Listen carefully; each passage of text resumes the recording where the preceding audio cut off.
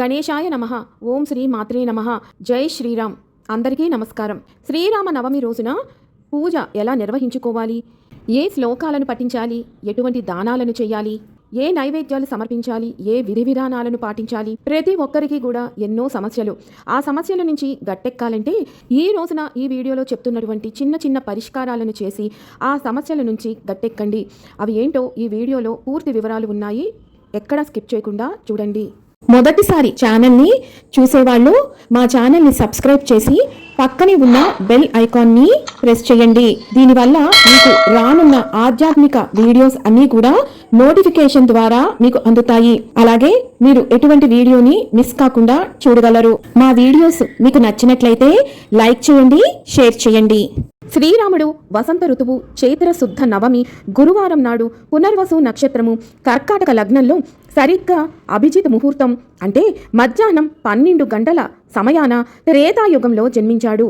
ఇదే రోజున సీతారాముల కళ్యాణం కూడా జరిగింది అని, అలాగే సీతారామ సహిత పట్టాభిషేకం కూడా ఇదే రోజున జరిగింది అని ప్రజల విశ్వాసం. దుష్ట శిక్షణ శిష్ట రక్షణ కోసం చైత్రశుద్ధ నవమి నాడు 5 గ్రహాలు ఉచ్చస్థితిలో ఉన్న కాలమందు పునర్వసు నక్షత్రంలో కూడిన కర్కాటక లగ్నంలో పగటి సమయాన సాక్షాత్తు ఆ శ్రీహరి కౌసల్యపుత్రుడై ఈ భూమిపైన జన్మించిన పర్వదినాన్ని మనం శ్రీరామ నవమి అని విశేషంగా జరుపుకుంటాము. రామ అనగా రమించుట అని అర్థము. అంటే ఎల్లప్పుడూ మన హృదయమునందు ఆ శ్రీరాముని నిలుపుకొనవలను. మనం శ్రీరామ నామాన్ని ఉచ్చరించేటప్పుడు రా అనగా మన నోరు తెరుచుకొని మన లోపల పాపాలన్నీ బయటకు వచ్చి ఆ రామనామ జ్వాలలలో పడి దహించుకుపోతుందట. అలాగే మా అనే అక్షరం ఉచ్చరించినప్పుడు మన నోరు మూసుకుంటుంది. కనుక బయట మనకు కనిపించే ఆ పాపాలు ఏవి మనలోకి ప్రవేశించలేవట. అందువల్లనే మానవులు రామనామ స్మరణం మిక్కిలి జ్ఞానాన్ని జ్ఞానరాహిత్యాన్ని కలిగిస్తుందట. జ్యోతిష్శాస్త్ర ప్రకారం మహావిష్ణువు ప్రతి అవతారానికి ఒక గ్రహం ప్రామాణికంగా ఉంటుంది అని చెబుతారు. నరసింహ అవతారం కుజగ్రహాన్ని సూచిస్తుంది, కృష్ణావతారం చంద్రగ్రహాన్ని, వామన అవతారం గురుగ్రహాన్ని సూచిస్తే శ్రీరామ అవతారం సూర్యగ్రహాన్ని సూచిస్తుంది. శ్రీరామ నవమి రోజున పూజ ఎలా చేసుకోవాలి అంటే ప్రతి ఒక్కరూ కూడా సూర్యోదయానికి పూర్వమే నిద్రలేచి తలారా స్నానం చేసి ఇంటిని తోరణాలతో అలంకరించి ఇంటి ముందు దేవుని మందిరం ముందు రంగవల్లులు తీర్చిదిద్దుకొని కొత్త వస్త్రాలను ధరించి మీరు పూజకు సిద్ధపడాలి. శ్రీరాముల పట్టాభిషేక చిత్రపటాన్ని గాని లేదా రామ దర్బార్ చిత్రపటాన్ని గాని విగ్రహాన్ని గాని ఈ రోజున పెట్టుకొని పూజను నిర్వహించుకోవాలి. మీరు చేసేటటువంటి ఈ పూజ ఏదైనా పూజా పీఠం మీద స్థాపించుకొని చేయవచ్చు, లేదా మీ పూజా మందిరంలోనైనా నిర్వహించుకోవచ్చు. మీరు చైత్ర శుద్ధ పాడ్యమి అంటే ఉగాది పండుగ రోజు నుంచి కూడా శ్రీరాముల పూజను ప్రారంభించి ఈ 9 రోజులు కూడా పూజను నిర్వహించుకొని శ్రీరామ నవమి రోజున ఆఖరి రోజు పూజను నిర్వహించి ఉద్యాపన చేసుకోవచ్చు. లేదు అంటే కేవలం ఈ శ్రీరామ నవమి రోజున మాత్రమే మీరు పూజను నిర్వహించుకోవచ్చు. ఈ రోజున మధ్యాహ్న ముహూర్త సమయాన పూజను నిర్వహించుకోవాలి. ఎందుకు అంటే స్వామివారు పుట్టింది మధ్యాహ్న వేళ అభిజిత్ లగ్నంలో కాబట్టి ఇది అత్యుత్తమమైనటువంటి శుభముహూర్త సమయం. అందుకే ఈ సమయంలో నిర్వహించుకుంటే మంచిది. ముందుగా సీతారాముల చిత్రపటానికి లేదా విగ్రహానికి చక్కగా గంధం కుంకుమలతోటి అలంకరించాలి. ఆ తరువాత తులసి మాలలతో గాని లేదైనా పూల దండలతో గాని అలంకరించుకోవాలి. ఇప్పుడు ఆవు నెయ్యతో గాని నువ్వుల నూనెతో గాని దీపారాధన చెయ్యాలి. ముందుగా విఘ్నేశ్వరుణ్ణి ప్రార్థించుకొని సంకల్పం మీ గోత్రనామాలతో చెప్పుకోండి. సంకల్పంలో మీ కోరిక మీ సమస్యను ఆ శ్రీరామచంద్రునికి విన్నవించుకోండి. ఎటువంటి సమస్యైనా కోరికైనా తప్పనిసరిగా కష్టాలు తెలిసిన స్వామి కాబట్టి తప్పక నెరవేరుస్తాడు.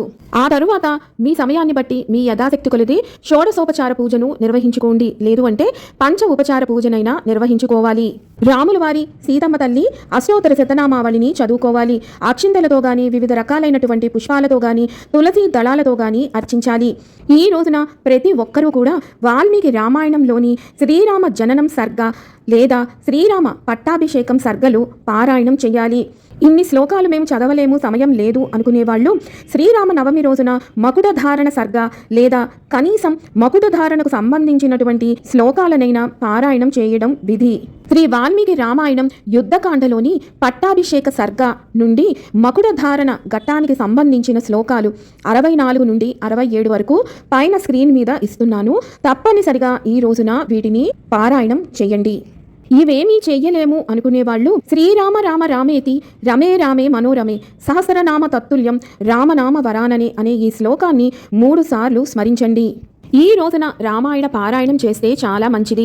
పూర్తి రామాయణం ఒక రోజులో మనం పఠించలేం కాబట్టి ఏకశ్లోక రామాయణాన్ని భక్తి శ్రద్ధలతో మీ యథాశక్తి కొలిది ఎన్నిసార్లు పఠించగలిగితే అన్నిసార్లు పఠించండి. అలాగే జీవితంలో ఉండేటటువంటి అన్ని బాధలు సంక్షోభాలు తొలగిపోవటానికి సకల కోరికలు నెరవేరడానికి రామరక్ష స్తోత్రాన్ని ఈ రోజున పఠించాలి. ప్రతి సమస్యకి కూడా ఈ శ్రీరామ నవమి రోజున కొన్ని పరిష్కారాలు చెబుతానన్నాను కదా, అవి ఇప్పుడు చెప్తున్నాను. ఏ సమస్యకి ఏ మంత్రాన్ని పఠించాలి అనేది నేను పైన స్క్రీన్ మీద ఇస్తున్నాను, గమనించండి. ఎవరైతే విజయం కోసం ప్రయత్నిస్తున్నారో వారు ఈ మంత్రాన్ని పఠించండి.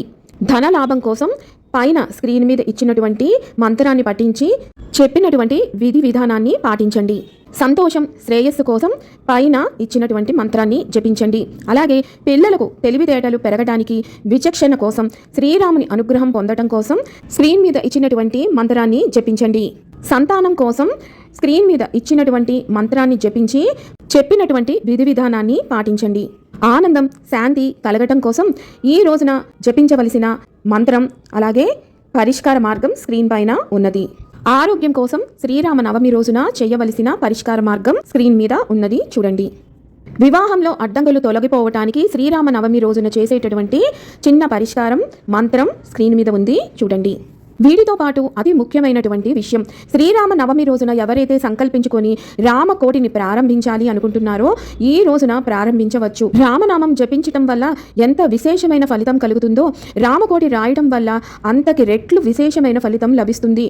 ఆ రామకోటి ఎలా రాయాలి, ఈ రోజున ఎలా ప్రారంభించాలి, ఈ రోజు కుదరకపోతే ఏ రోజున ప్రారంభించవచ్చు, నియమాలు, మనకి కలిగే ఫలితాలు అన్ని వివరాలతో వీడియో ఆల్రెడీ చేసి మన ఛానల్లో పెట్టానండి, ఒకసారి చూసే ప్రయత్నం చేయండి.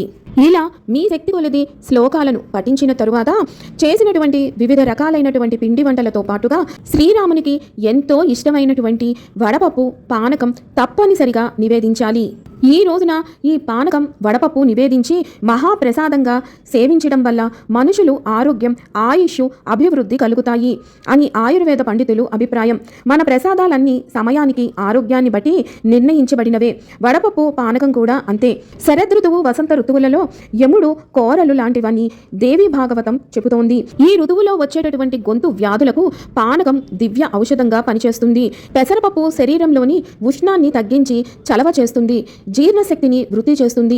మండుతున్న ఎండల్లో వడగాలి కొట్టకుండా వేడి నుంచి కాపాడేందుకు కూడా ఈ వడపప్పు మనకి దివ్య ఔషధంలా పనిచేస్తుంది. ధూప దీప నైవేద్యాలను సమర్పించిన తరువాత స్వామివారికి కర్పూర నీరాజనాన్ని సమర్పించాలి. దీంతో శ్రీరామ నవమి పూజ పూర్తి అవుతుంది. ఇంట్లో పూజ అయిన తరువాత మీరు టీవీలో వచ్చేటటువంటి భద్రాచలం సీతారాముల కళ్యాణాన్ని తప్పనిసరిగా వీక్షించండి. లేదు అంటే దగ్గరలో ఉన్న దేవాలయానికి వెళ్ళి కళ్యాణంలో తప్పనిసరిగా పాల్గొనండి. ఈ రోజున శ్రీరామ కళ్యాణము చేయించిన, శ్రీరామ కళ్యాణాన్ని దర్శించిన మనకు సకల శుభాలు చేకూరుతాయి, అలాగే అష్టైశ్వర్యాలు కలుగుతాయి. కళ్యాణ తలంబ్రాలను మీరు ఇంటికి తెచ్చుకొని మీ బీరువాలో ధనాగార పెట్టిలో కొన్ని పొట్లం కట్టి ఉంచుకోండి. అలాగే ఈ అక్షింతలను ఎవరైనా వివాహం జరుగుతుంటే వారికి కొన్ని ఇచ్చి వారు పోసుకునే తలంబ్రాలలో కొన్ని కలపమని చెప్పండి. ఆ నూతన వధూవరుల జీవితం ఎంతో ఉన్నతంగా ఉంటుంది. ఇక ఈ శ్రీరామ నవమి రోజున ఎట్టి పరిస్థితుల్లో కూడా మాంసాహారం మద్యం ధూమపానానికి దూరంగా ఉంటే చాలా మంచిది. సాత్విక ఆహారాన్ని స్వీకరించాలి. ఎవరైనా ఉపవాసం ఉండాలి అనుకుంటే ఉండి సాయంత్రం నక్షత్ర దర్శనం చేసుకున్నాక ఉపవాస విరమణ చేయాలి. ఈ రోజున ఎంత మౌనంగా శాంతంగా ఉంటే అంత మంచిది. అబద్ధాలు చెప్పటం, వాగ్వివాదాలకు దిగటం ఇలాంటివి ఏమీ కూడా చెయ్యకండి. ఈ రోజున చేయవలసిన దానాలు, శక్తి ఉన్నవారు ఈ రోజున విసనకర్రలను గొడుగులను దానంగా ఇవ్వవచ్చు. అలాగే పాదరక్షలను కూడా ఇవ్వవచ్చు. ఈ రోజున మంచినీరు మజ్జిగ పానకాన్ని పంచవచ్చు. ఎవరైతే అన్నార్తితో ఉన్నారో వారికి అన్నదానం చెయ్యండి. అలాగే రామాయణం పుస్తకాలు కానీ సుందరకాండ పుస్తకాలు కానీ రామరక్ష పుస్తకాలు కానీ మీరు 10 మందికి పంచవచ్చు. అలాగే ముత్తైదువులకు తాంబూల దానం కూడా చేయవచ్చు. ఇటువంటి దానాలు చేయడం వల్ల జీవితంలో మనకి ఇక ఎటువంటి వాటికి కూడా లోటు ఉండదు. సంపూర్ణ ఆయురారోగ్యాలతో అష్టైశ్వర్యాలతో తులతూగుతారు. విన్నారు కదా, శ్రీరామ నవమి రోజున పూజ ఎలా నిర్వహించుకోవాలి, ఏ మంత్రాలను పఠించాలి, నైవేద్యాలను, మనకి ఉన్న సమస్యలకు పరిష్కార మార్గాలను మరొక వీడియోతో మళ్ళీ మిమ్మల్ని అందరినీ కలుసుకుంటాను. సెలవు మరి. సర్వం ఈశ్వరార్పణమస్తు. స్వస్తి. జై శ్రీరామ్.